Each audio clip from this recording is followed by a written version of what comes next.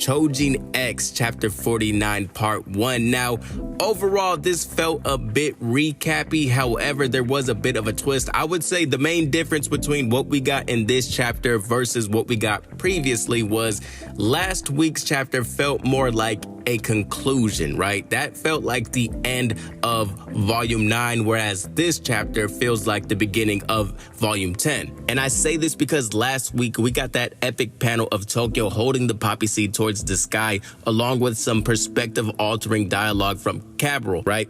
It felt as if we got the finishing touches for a turning point. Now, with this current chapter, I would say the first half of it pretty much acted as the extended version of the final moments of our previous chapter, and we even got some recycled dialogue. However, I will say everything still managed to feel fresh enough while being repurposed from conclusion into a introduction. And I think what helped were the subtle glimpses and hints of what may come next. For example, Ellie states to Cabral that she is giving his powers back to him because they are too heavy for her to keep. Now, off the rip, the first thing I thought of is what will happen when Ellie tries to take Zora's powers, because we know that she is aiming to do so, right?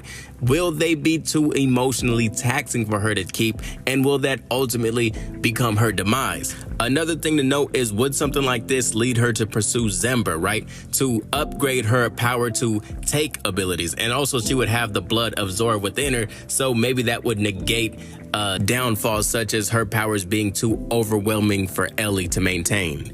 The second example is this visual we get of Tokio staring up at a plane as he is riding the train back to Yamato. Now, we all know he is contemplating the prophecy, and although the mission was a success, there's still more Tokio wanted to achieve, and that was a better understanding of Zora.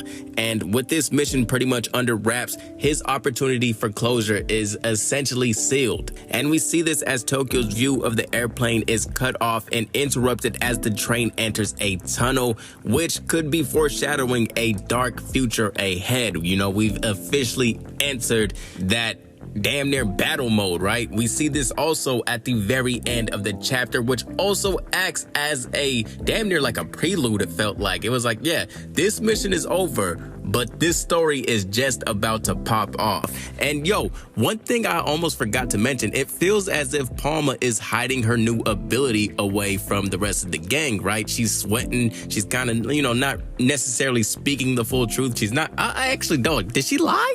Did she lie? And also, was Nude eavesdropping, or is that just the way his eyes were drawn? Because we did get that one panel of him, I don't know if he was sleeping or just, you know, basically catching Palma in a lie. But I thought it was a little bit interesting that she didn't, you know, just go out and admit that she can control Nude in the state that he's in. Does she feel as if she may be seen as a threat?